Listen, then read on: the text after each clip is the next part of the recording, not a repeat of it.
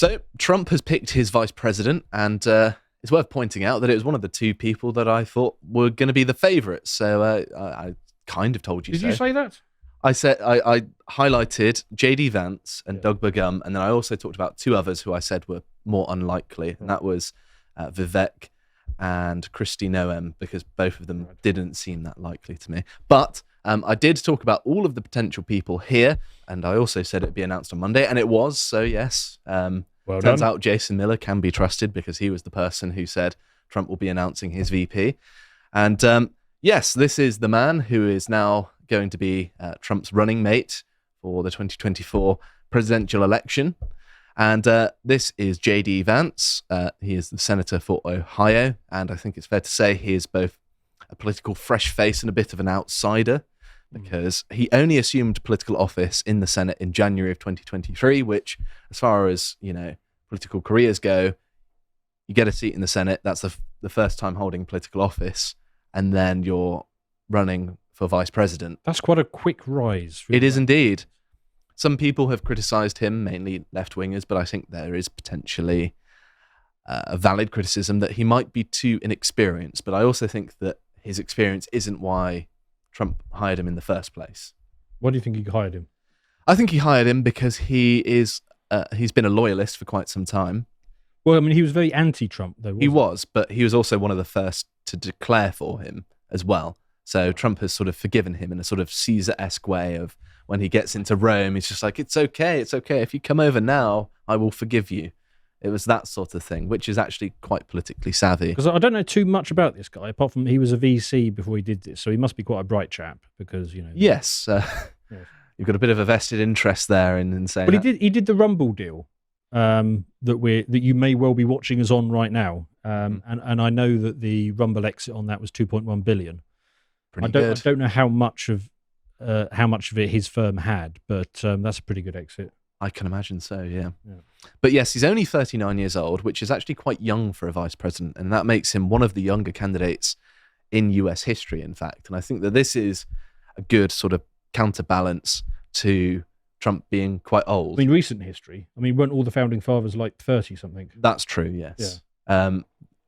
But in recent years, obviously, it's been trending towards sort of geriacracy or whatever they call it. That's the one. But he is specifically known for writing the book The Hillbilly Elegy, which is a memoir about his family life, about his upbringing in Appalachia, growing up with a mother who was a drug addict, and he grew up in poverty. And this was actually turned into a Netflix original film. And I think in the book he's actually quite critical of Trump, but then eventually warmed to him. I haven't actually read it myself, so I'm just going by what other people are saying, so that could be wrong. I've ordered it. It should be arriving this afternoon, and I'll get to work on it. Okay, well, that'd be interesting, won't it? But yes, it was turned into a film in 2020, which won lots of awards, if that matters to you.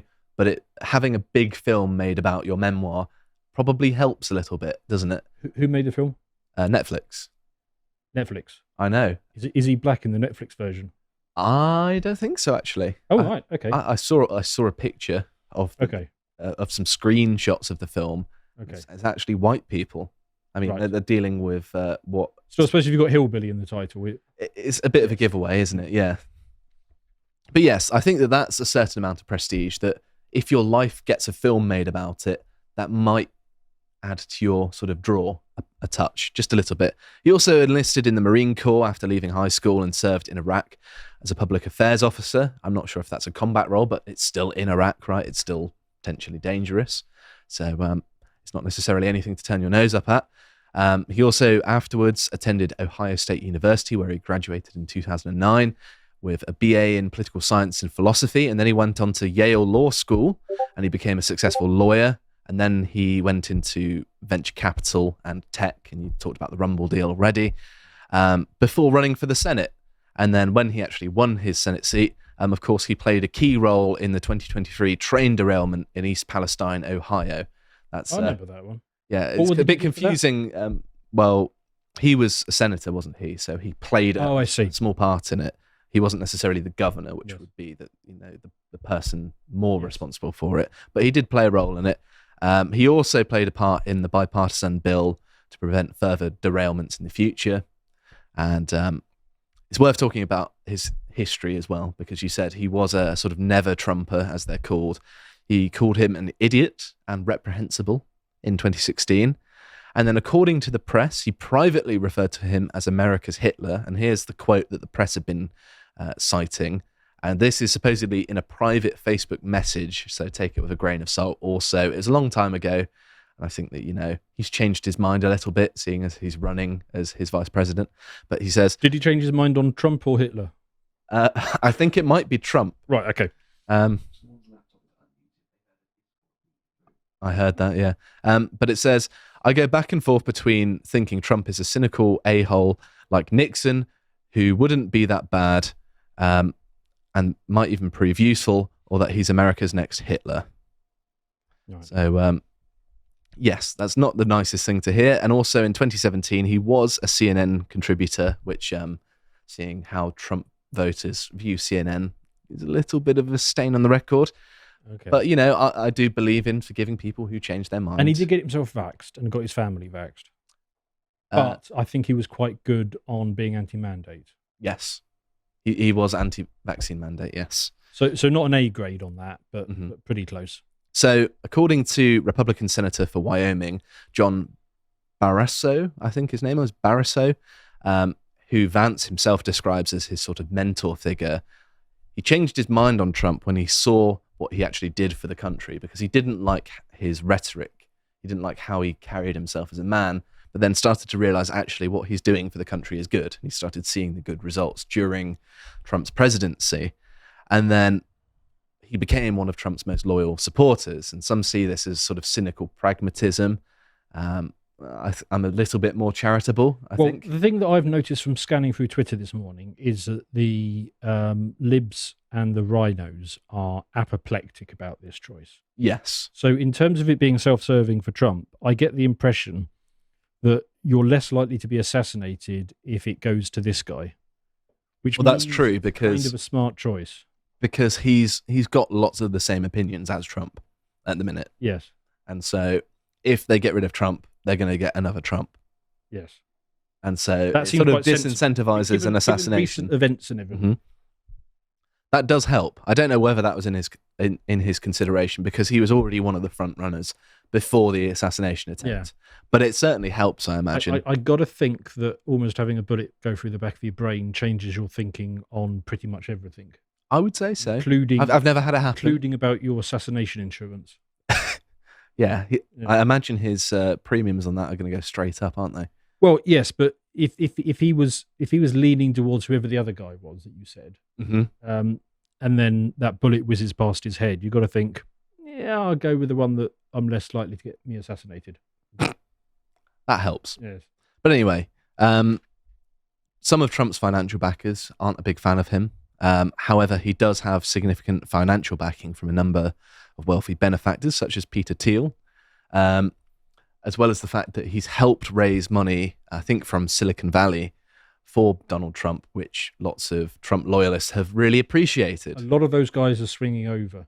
And it looks like the failed assassination, because I think a lot of people, they kind of wanted to flip to Trump, but they kind of needed good reason. Yeah. They needed a reason, something they could hang it on, because it's still a bit risky if you're in one of those liberal environments like Silicon Valley to just come out and say you're supporting Trump. But the assassination was something that they could thought, yeah, okay, I can just come out and declare now.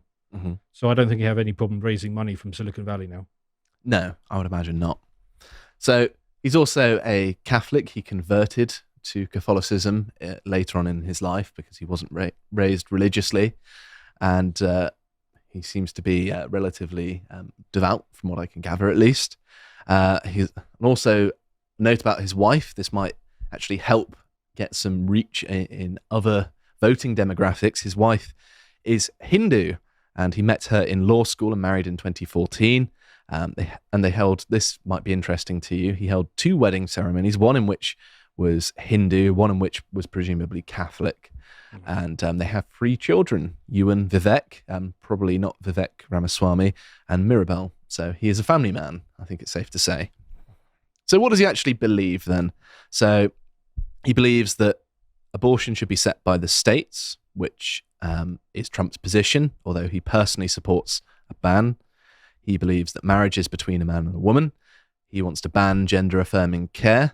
He supports building the border wall. He wants an end to illegal immigration and wants to reduce legal migration by enforcing higher standards. He wants to raise import tariffs to protect jobs, especially on goods from places like China that are political enemies of the United States. And he's also a climate skeptic that is a supporter of using fossil fuels. So this all seems relatively consistent with Trump, doesn't it? Yes, like all of this. And he's quite sensible on Ukraine as well. He thinks that you've foreshadowed exactly what I was about to say. So here he says, I've got to be honest with you, I don't really care what happens to Ukraine one way or the other. And he has been a pretty vocal critic within the Republican Party of not funding Ukraine. To give him his credit, having listened to the clip, he's very much bothered about all the Ukrainians getting needlessly killed. Yeah, well... So when he says he doesn't care about Ukraine, I think he's talking about the political situation. He is, yes. He's not talking about the individuals getting slaughtered, which he wants to stop as soon as possible, which is, I've heard the same thing. So, yeah, that's a good point to raise there.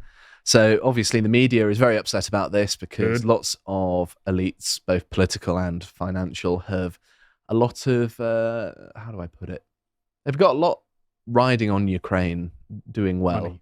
Yes, they've got a lot of money in Ukraine, and it's disaster for Europe and Ukraine that he's been picked, even though that's probably what Trump would do anyway, and it's probably going to be Trump's final choice anyway. So it doesn't necessarily matter too much what he thinks, because I can't see Trump being hands-off with something like that. No. And one interesting thing as well is this. He says, I'll be as strong an advocate for US-Israel relationship as anyone. And this is pretty much the same position as Trump. And I'm sure that's great if you support that. And his distinction between Israel and Ukraine is Israel has an achievable objective, Ukraine does not. That's a direct quote from him. And there are some criticisms of this.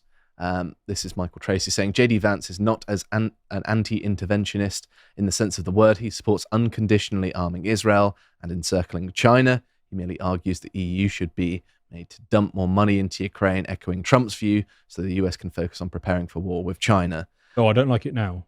Yeah, yes. That doesn't look quite so good, does it? Yeah. And I think that... You're really getting me on board then, but this doesn't sound so good. Yeah, this is where You don't support anyone unconditionally. No. There's no need to encircle China. In fact, militarily, the whole US military weapon supply chain is all fundamentally built on Chinese products. Mm-hmm. And what's the next one? The EU should not be dumping more money into Ukraine.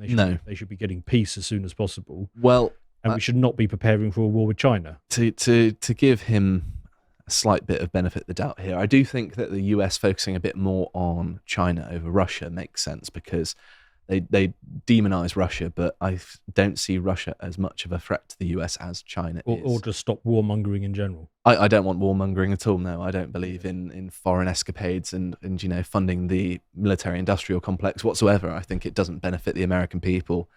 And nor do I think that giving unequivocal support to Israel in the form of taxpayers' money is really in the interests of American taxpayers. I think that he's sort of got this Israel first, America second view that I think is a little bit distasteful, because this is tax money that has been taken by force from American people and then given to a foreign government that they may not agree with. And I don't necessarily think it that might all tie together with the not wanting to get assassinated, because you don't want the pros on it. That's very true. Yes.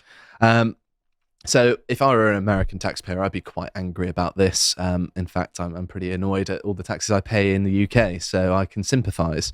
There are lots of problems to be solved in the United States. Obviously, you've got drug problems in places like Philadelphia. You've got poverty in Detroit. You've got the homelessness problem in LA. There are lots of places where that money can be spent at home. And I think that actually, if you want to build a successful country, well, putting your own nation before that of others is normally a good start. And if people want to privately donate money to other countries, that's fine. But I don't think the government should be picking and choosing which countries they like based on, their own personal politics. I don't think that's fair. So it's mainly due to this sort of thing. These lobbying groups have a lot of power and influence. They're well funded, and they are backing Trump quite significantly, and this is reinforcing his support for spending all this taxpayer money. He has said some funny things, though, to bring it back to redeeming things. So let's have a listen to what he says here. By the way, I have to beat up on the UK. Just one additional thing. I was talking with a friend recently, and we were talking about, one of the big dangers in the world, of course, is nuclear proliferation, though, of course, the Biden administration doesn't care about it. And I was talking about, what is the first truly Islamist country that will get a nuclear weapon? And we were like, maybe it's Iran, maybe Pakistan already kind of counts. And then we sort of finally decided maybe it's actually the UK, since Labour just took over. But wow, we have become the butt of a joke. Yeah, but it's a well-landed joke. Very well-landed joke. Yes. I mean, Pakistan does already have nuclear weapons, but, the joke doesn't work if you say that, does it? Yes. I like jokes at the expense of the Labour Party, so that did make me appreciate him. And actually... That doesn't offend me in the slightest. It's just... No. It was targeted at the Labour Party, wasn't it? It's just a man agreeing with the ONS. Calling it like you see it. Yeah. Yes. And funny enough, our politicians have actually responded to this. Angela Rayner says, well, I think he said quite a lot of fruity things in the past as well, and fruity doesn't have the same connotation in Britain that it does in the United States. She's not saying that, he's doing that Catholic thing of, doing untoward things. Wait, is that what it means in the US? Not necessarily Nazi, but right. Homosexual. Oh, right. Rather than just... You lost us both there. I was trying to be euphemistic, but I suppose I may as well just say it, shouldn't I? Okay. And I don't recognise that characterisation. I'm very proud of the election success of the Labour Party, blah, blah, blah, blah, blah. And she carries on. And let's remember that Angela Rayner was seen in a mosque basically begging the Islamic community, please vote for us, please, please. Yes. It was rather embarrassing, but that's by the by. We do also have... now literally has 5 MPs who are elected on the issue of Gaza solely.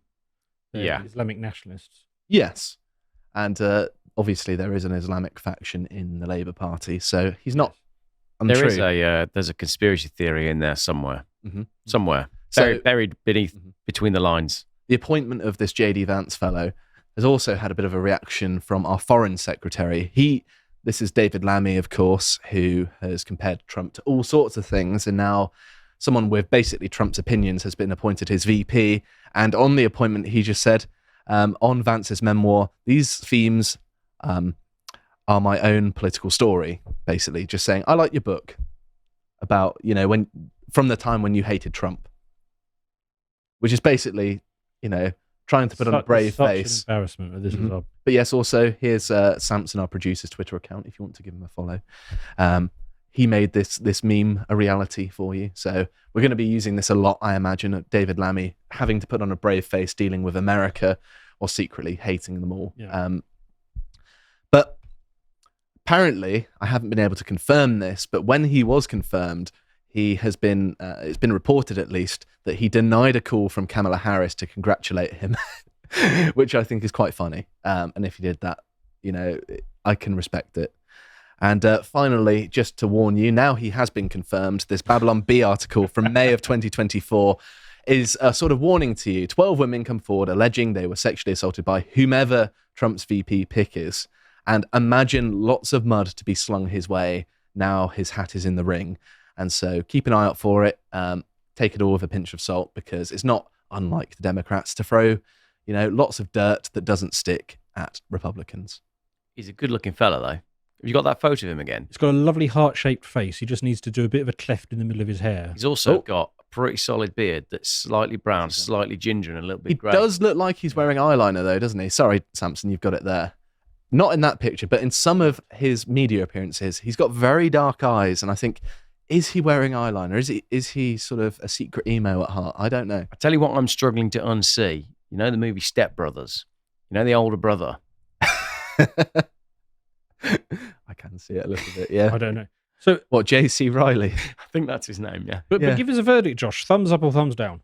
I think it's a good choice for Trump. I don't agree with everything, but then I don't agree with everything that Trump believes. But he is basically the mini-me to Trump, isn't he? He's like a younger I think he's a version. thumbs up. He's up. all of the people I've seen on Twitter who are upset about the sort of people that I want to see upset by a VP pick. So I don't know everything yet, but my first reaction is good. Yeah, I'm relatively happy with who he's picked, and I wish him all the best. So essentially, could have been worse. Yes. Which is the new political conclusion on most things these days. I hope you appreciated that segment from the podcast The Lotus Eaters, and if you want to see more of what we're up to, you can watch us have a lot of fun on Lads Hour. The most recent one is on our rejected YouTube video ideas, where we have a lot of fun. And if you want to see all of the other work we're doing, you can follow us on Twitter, and we post links to everything. Thank you for watching, and goodbye.